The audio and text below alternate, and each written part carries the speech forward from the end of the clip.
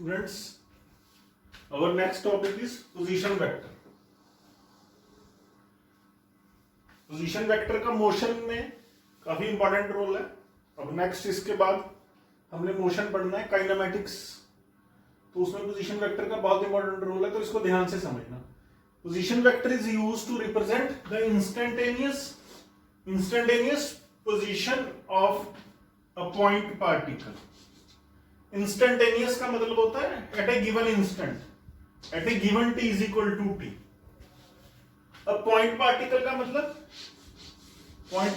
मतलब कोई पार्टिकल जिसका साइज पॉइंट के जैसा है, एक पॉइंट के जैसा, मतलब पॉइंट पार्टिकल मतलब very very small in size.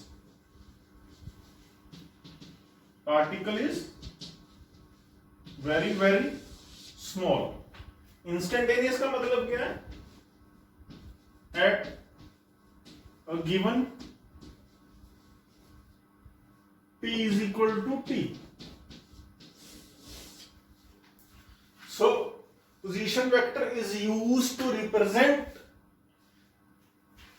the position, instantaneous position of a very very small particle. ये इसकी डेफिनेशन है, इसको नोट कीजिए. ग्राफिकली मैं ड्रॉ कर रहा हूं, कैसे बनाएंगे. अभी बच्चों मैंने आपको बताया position vector is used to represent the instantaneous position of the point particle. अब ये होता क्या है? It is a vector joining the origin to the point particle. Physics में एक्स एक्सिस वाई एक्सिस बहुत इंपॉर्टेंट है as far as motion of particles is concern. तो x axis y axis की जो इंटरसेक्शन, कॉमन इंटरसेक्शन पॉइंट है, उसको बोलते हैं ओरिजिन. उसके कोऑर्डिनेट्स हम लेते हैं 0,0. ठीक है. इस ओरिजिन पे जो ऑब्जर्वर है उसकी आई मान ली जाती है. Origin O is basically the I of the observer. अब ऑब्जर्वर जो किसी पार्टिकल का मोशन देखे उसको फिजिक्स में ऑब्जर्वर या फिर रेफरेंस फ्रेम भी बोला जाता है. ऑब्जर्वर या फिर reference frame.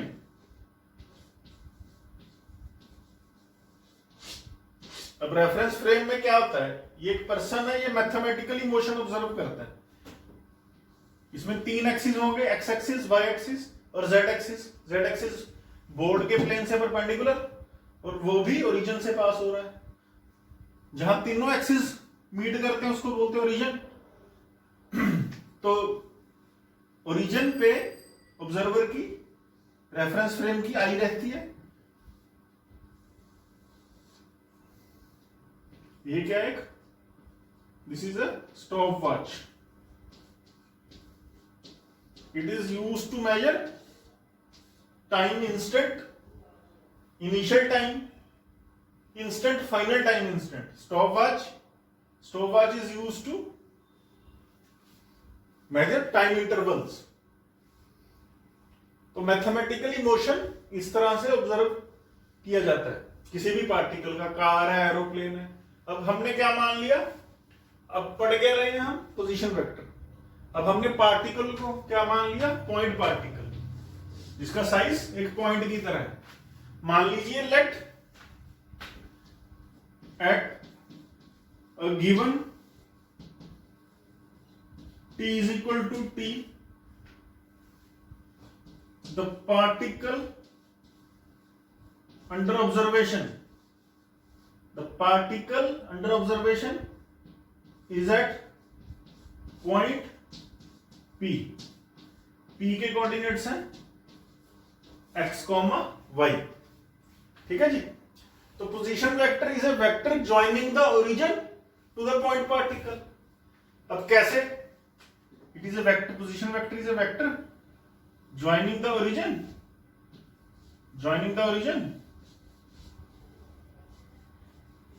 To the point particle. अब P पर है वो, हमने क्या माना है? जो पार्टिकल जिसका मोशन हम ऑब्जर्व कर रहे हैं वो किसी t is equal to t पे that particle is at point P जिसके कोऑर्डिनेट्स x, y है। तो उसका पोजीशन वेक्टर कैसे बनेगा? It is a vector joining the origin to the particle. Means उसकी टेल कहां होगी? ओरिजिन पे। एरो हेड कहां होगा? पॉइंट P पे। तो इसको क्या कहते हैं? इसको कहते हैं पोजीशन वेक्टर। अब देखिए यहां पे क्या हो गया, इस डायग्राम में क्या हो गया? Position vector is OP vector. Position vector is a vector joining origin O to the point P. OP. O is origin, P is the point at which the particle is located at given t is equal to t. अब इसके coordinates है, P के coordinates है x, y। मान लीजिए ये non direction के साथ एंगल बना रहा है थीटा। अगर इस पे हम परपेंडिकुलर ड्रॉप करते हैं बच्चों, तो ये जो परपेंडिकुलर एक्स एक्सिस को जहां कट कर रहा है, मान लो T पे कट कर रहा है, तो ये OT क्या हो गया? OT represents the x coordinate. OT represents the x coordinate. Similarly अगर हम इससे एक परपेंडिकुलर ड्रॉप करते हैं पॉइंट P से, अगर हम मान लो ये पॉइंट P है, यहां से एक परपेंडिकुलर हम ड्रॉप करते हैं किस पे? y एक्सिस पे। ये स्ट्रेट ये परपेंडिकुलर हमने ड्रॉप किया PM. PM is a perpendicular from point P on y axis.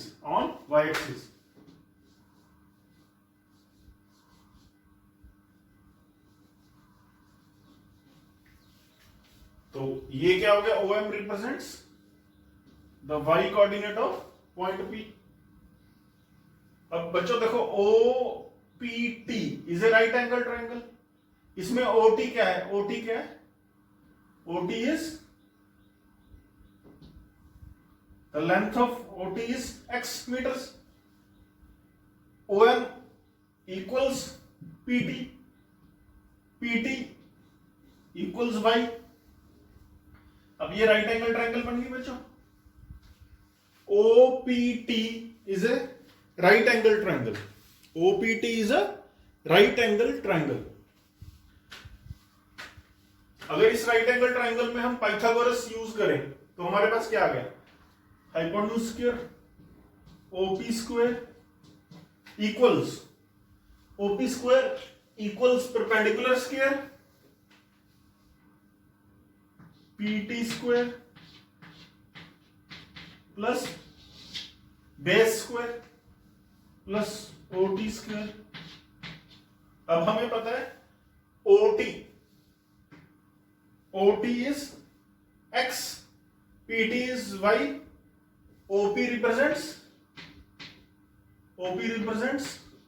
magnitude of position vector. OP represents magnitude of position vector. तो यहां क्या आ गया? पोजीशन वेक्टर का जो मैग्नीट्यूड का स्क्वायर है that comes out to be x square plus y square. तो पोजीशन वेक्टर का मैग्नीट्यूड क्या आ गया? Root of x square plus y square. इसको आप डायरेक्टली यूज कर सकते हो where x and y are the coordinates of point P। तो OP क्या होगी? OP represents the magnitude of position vector which is equal to under root x square plus y square. अब इसी right angle triangle में बच्चों देखो tan theta, where theta represents the direction of position vector. अब ये क्या है? OP produced is, what is OP produced? OP produced is, ये कौन सी डायरेक्शन है? OP produced ये कौन सी डायरेक्शन है? ये पोजीशन वेक्टर की डायरेक्शन है। ये non direction x axis positive x axis के साथ कितना एंगल बना रही है? थीटा। तो tan थीटा इसी राइट एंगल ट्रायंगल से क्या आ जाएगा? tan theta comes out to be y by x। इसको और कैसे लिख सकते हो आप? Theta is equal to tan inverse bracket y by x। अब डायरेक्शन बताने के लिए थीटा कैसे लिखा जा सकता है? Theta is equal to tan inverse y by x। Basics बच्चों इंपॉर्टेंट है, बेसिक्स पे ध्यान दो।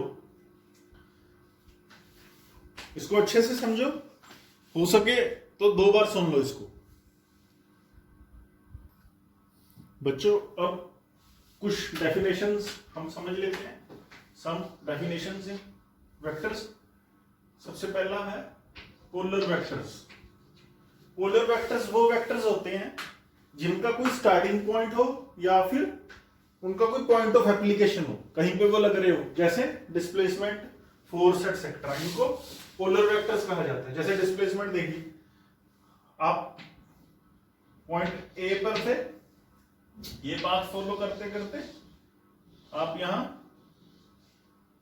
बी पर पहुंच गए, तो डिस्प्लेसमेंट ये तो पाथ हो गया, डिस्टेंस ट्रेवल्ड ये तो ज्यादा हो गया।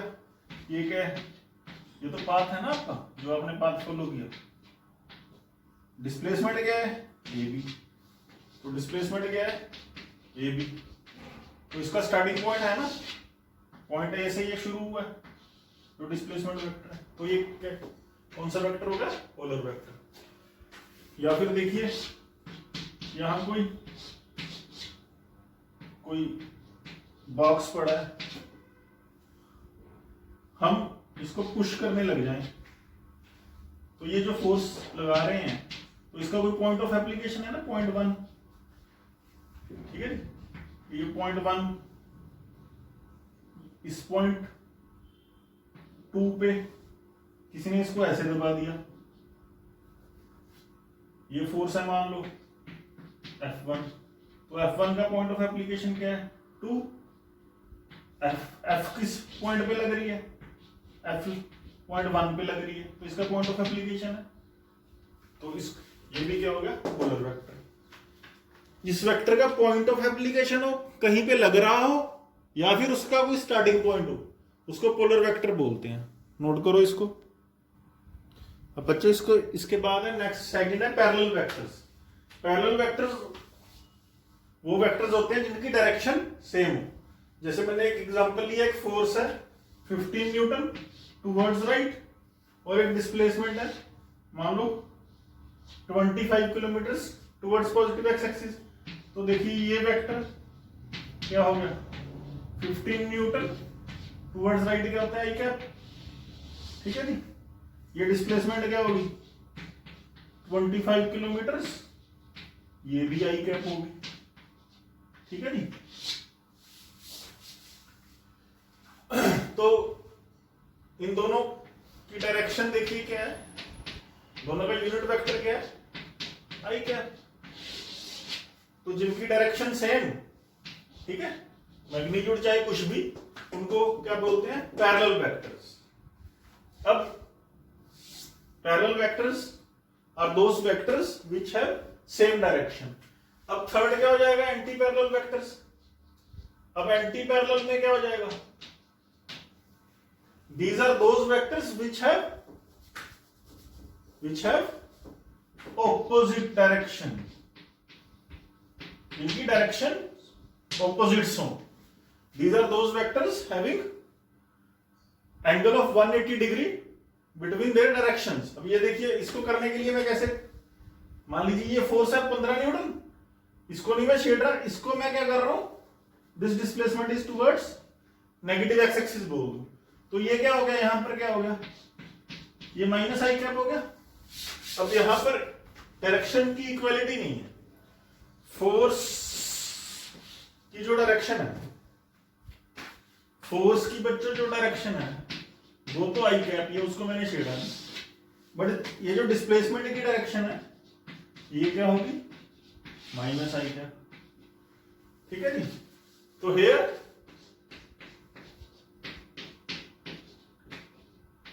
the vectors acts along opposite directions। तो जैसे फोर्स किस तरफ है? फोर्स इस तरफ है। डिस्प्लेसमेंट किस तरफ है? डिस्प्लेसमेंट इस तरफ। तो ये माइनस आई कैप है, ये कौन? ये आई कैप के अलॉन्ग है, ये माइनस आई कैप के अलॉन्ग है। ये क्या हो गए? Anti parallel vectors. Easy definition है, आप समझोगे।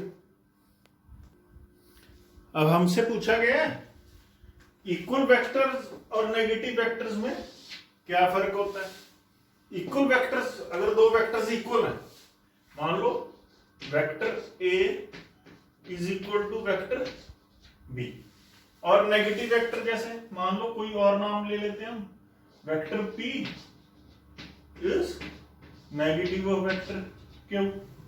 ये ए और बी इक्वल है, पी एंड क्यू नेगेटिव है, तो यहां क्या है? इन दोनों का मैग्नीट्यूड फर्स्ट क्या है? इन दोनों का मैग्नीट्यूड बच्चों सेम होगा अगर इक्वल वेक्टर्स हैं। अगर नेगेटिव वेक्टर्स है, इस केस में भी जो मैग्नीट्यूड है सेम होता है, तो फिर डिफरेंस क्या है? डिफरेंस है डायरेक्शन का। अगर इक्वल वेक्टर्स हैं तो उनकी डायरेक्शन भी सेम होती है, मतलब ये पैरेलल होते हैं। ठीक है जी। अगर नेगेटिव वेक्टर्स हैं तो इस केस में डायरेक्शन ऑपोजिट होती है, मतलब यहां जो ए की डायरेक्शन है वही बी की डायरेक्शन है। ठीक है जी। ये सेम लाइन के, इनकी डायरेक्शन सेम लाइन के अलॉन्ग है, तो कोलिनियर को मतलब सेम, लीनियर मतलब अलॉन्ग सेम लाइन। यहां अगर P की डायरेक्शन आई कैप है तो जो Q की डायरेक्शन होगी वो क्या होगी? माइनस आई कैप होगी। ठीक है जी। तो ये भी सेम लाइन के अलॉन्ग ही है, क्योंकि हमें पता है एक लाइन की दो डायरेक्शंस होती हैं। यहां इनके बीच एंगल है 180 डिग्री, यहां इनके बीच एंगल है 0 डिग्री। इक्वल वेक्टर्स के बीच एंगल होता है 0 डिग्री, नेगेटिव वेक्टर्स के बीच एंगल होता है 180 डिग्री। कोलिनियर देखो दोनों है। कोलिनियर वेक्टर्स क्या हो गए? Collinear vectors are those vectors that act along the same line. Equal vectors भी कोलिनियर है, नेगेटिव वेक्टर्स भी कोलिनियर होते हैं। नोट कीजिए। अब हमसे पूछा गया है कोइनिशियल वेक्टर्स और को टर्मिनस वेक्टर, वेक्टर्स जो हैं इनमें डिफरेंस बताइए। ये देखिए नाम से ही क्लियर है, को इनिशियल। को मतलब सेम, इनिशियल मतलब जिनका स्टार्टिंग पॉइंट सेम है, they have same starting point.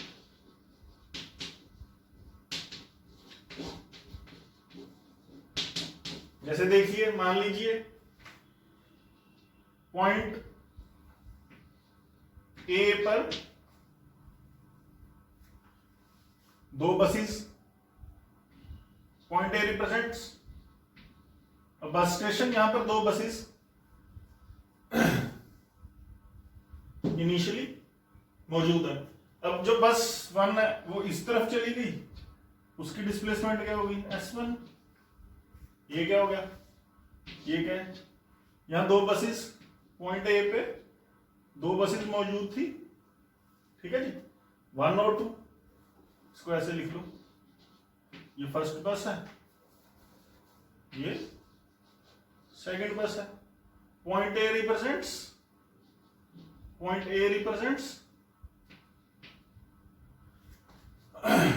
Same starting point. तो S1 क्या है? ये क्या है? ये क्या रिप्रेजेंट कर रहा है? डिस्प्लेसमेंट ऑफ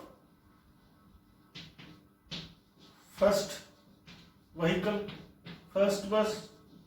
और जो दूसरी बस है, जो सेकंड बस है, वो इस डायरेक्शन में आ गई, S2। अब S2 क्या है? S2 क्या रिप्रेजेंट कर रहा है? डिस्प्लेसमेंट ऑफ सेकंड बस। ठीक है जी। तो इनका इनिशियल पॉइंट सेम है, तो ऐसे वेक्टर्स जिनका इनिशियल पॉइंट सेम हो उनको को इनिशियल वेक्टर्स कहा जाता है। On the other hand coterminous vectors are those vectors that have same finishing point. अब देखिए ये रिप्रेजेंट कर रहा है बठिंडा, ये पॉइंट, ठीक है जी। ये रिप्रेजेंट कर रहा है, ये पॉइंट रिप्रेजेंट कर रहा है मानसा डिस्ट्रिक्ट, ये बठिंडा डिस्ट्रिक्ट। अब ये पॉइंट जो रिप्रेजेंट कर रहा है, मान लीजिए ये रिप्रेजेंट कर रहा है बरनाला डिस्ट्रिक्ट का बस स्टैंड। ये 3 पॉइंट्स हैं। M represents bus stand of Mansa city, B represents bus stand of Bathinda city, और मान लो C represents bus stand of Barnala. तो एक बस मानसा से चल के बठिंडा पहुंची, तो उसकी डिस्प्लेसमेंट क्या होगी? उसकी डिस्प्लेसमेंट होगी, मान लो उसकी डिस्प्लेसमेंट होगी S3, ठीक है जी। दूसरी बस बरनाला से बठिंडा पहुंची है, उसकी डिस्प्लेसमेंट होगी मान लो S4। S3 represents the displacement of a bus from Mansa to Bathinda. S4 represents the displacement of a bus from Barnala to Bathinda. अब ये दोनों का जो फाइनल पॉइंट है, देखो दोनों के क्या मीट कर रहे हैं? एरोहेड्स मीट कर रहे हैं। तो ये कौन से वेक्टर्स हो गए? कोटर्मिनस वेक्टर, जो एक पॉइंट पे आके खत्म होते हैं, जो एक पॉइंट से शुरू होते हैं वो को इनिशियल वेक्टर्स। इजी है, डेफिनेशंस इजी हैं, याद करो इनको। इसके बाद बच्चों है कोप्लेनर वेक्टर्स। कोप्लेनर, जो वेक्टर्स सेम प्लेन में लाई करें उनको कोप्लेनर वेक्टर्स बोला जाता है। These vectors lie in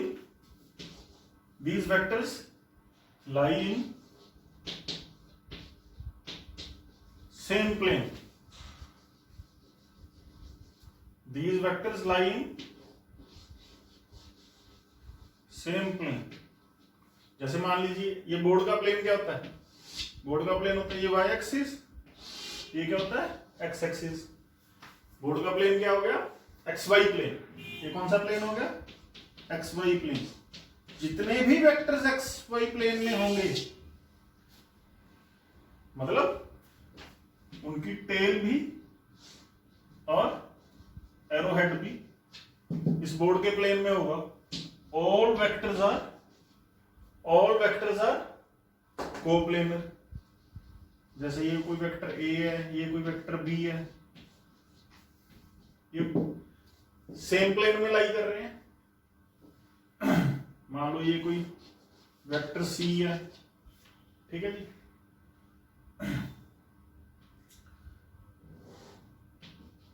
ये कोई वेक्टर D है, किसी भी क्वाड्रेंट में हो। ये कोई वेक्टर E है, ये कोई मैटर नहीं करता, बस वो सेम प्लेन में होने चाहिए, ठीक है जी। ये कोई वेक्टर F है, ये सभी वेक्टर्स क्या है? कोप्लेनर। कहीं भी है, कोई भी वेक्टर कहीं भी है। ये कोई वेक्टर G है, उसकी टेल और एरोहेड सेम प्लेन में होना चाहिए। ये कोप्लेनर हो गए। इसके बाद नेक्स्ट है एक्सियल वेक्टर्स। बच्चों नेक्स्ट है एक्सियल वेक्टर्स। ये वाले वेक्टर्स अभी 3-4 महीने बाद जाके हम पढ़ेंगे रोटेशन चैप्टर में। These are used in rotational dynamics, ठीक है जी। अभी आप बस ये समझ लीजिए, इनकी डेफिनेशन याद करो। They are used to represent, axial vectors are used to represent the rotational effects. They are used to represent the rotational effects and they acts, मतलब इनकी direction, they acts along the axis of rotation, एक चीज होती है axis of rotation, ये भी हमने सीखना है। ये रोटेशनल डायनामिक्स में बच्चों अच्छे से पढ़ेंगे हम, ठीक है जी। And acts along the axis of rotation according to the right hand thumb rule. ये रोटेशनल इफेक्ट्स जो घुमाने वाले इफेक्ट्स होते हैं, क्लॉकवाइज, एंटी क्लॉकवाइज, उनको समझाने के लिए जो वेक्टर्स यूज होते हैं रोटेशनल इफेक्ट्स को समझाने के लिए, उनको बोला जाता है एक्सियल वेक्टर्स। और उनकी इन वेक्टर्स की डायरेक्शन एक्सिस ऑफ रोटेशन के अलोंग होती है, but according to right hand thumb rule, या फिर राइट हैंड थंब रूल को राइट हैंड स्क्रू रूल भी बोला जाता है, या फिर according to rules of vector product या फिर क्रॉस प्रोडक्ट, वो आगे जाके हम पढ़ेंगे। इनकी टाइप्स हैं जैसे angular velocity omega, angular acceleration alpha, torque tau. ये आपने अभी आई थिंक पहले में ही ये वेक्टर सुने होंगे। ये मैंने बताया भी रोटेशनल डायनामिक्स का टॉपिक है, वहां जाके क्लियरली ये समझ आएगा।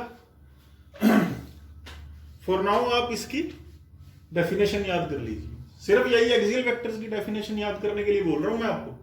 बाकी जो अभी तक हमने पढ़े हैं 2-3 डेफिनेशन और रहेगी, वो आपको समझ आ चुके होंगे, मेरे हिसाब से समझ आने चाहिए। अब है नेक्स्ट है फिक्स्ड और localised vector. Any vector whose starting point is fixed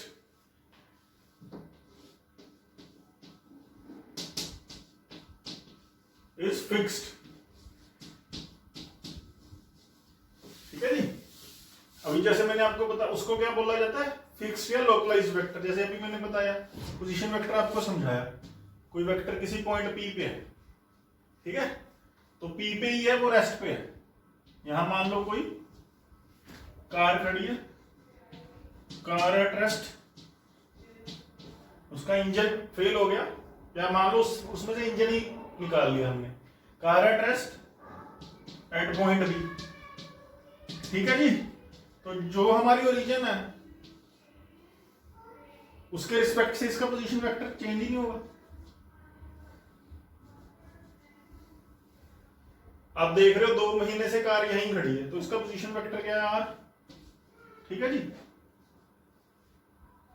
तो इस पोजीशन वेक्टर का जो स्टार्टिंग पॉइंट है वो हमेशा किस पे होगा, ओरिजिन पे होगा। ये जो स्टार्टिंग पॉइंट है ये क्या हो गया, फिक्स्ड।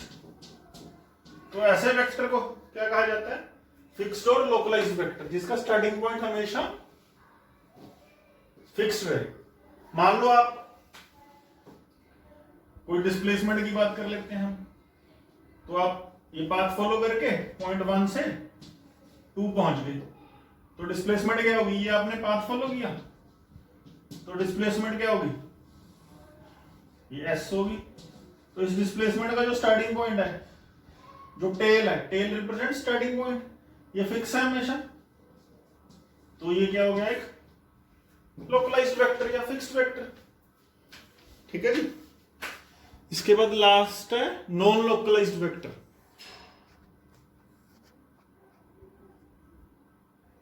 अब बच्चों देखो नाम से ही क्लियर है, नॉन लोकलाइज्ड वेक्टर या फ्री वेक्टर क्या होगा, any vector whose starting point is free, any vector whose starting point is not fixed।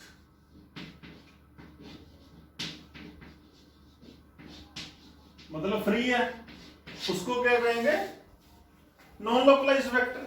Such vector whose starting point is free is termed as non localised vector. देखिए example देखिए, मान लीजिए ये road है, ये straight road है, यहां पे एक गाड़ी जा रही है कांस्टेंट वेलोसिटी से, ये कार है कांस्टेंट वेलोसिटी से जा रही है 5 किलोमीटर पर आवर। जब आपने पहली बार उसको देखा तो उसकी वेलोसिटी कहां थी, ये आपको उसकी वेलोसिटी दिखाई दी। कुछ देर बाद 2 मिनट बाद वो गाड़ी यहां पहुंच गई, तो इसकी वेलोसिटी गाड़ी की velocity is a vector quantity, वो गाड़ी के साथ ही होगी, तो उसकी वेलोसिटी यहां पहुंच गई। या मान लो पॉइंट 1 से लेके पॉइंट 2 तक गाड़ी को एक्सेलरेट कर दिया, तो मान लो यहां 5 किलोमीटर पर आवर थी स्पीड, यहां इस डायरेक्शन में 15 किलोमीटर पर आवर होगी, तो यहां हम 15 कहेंगे।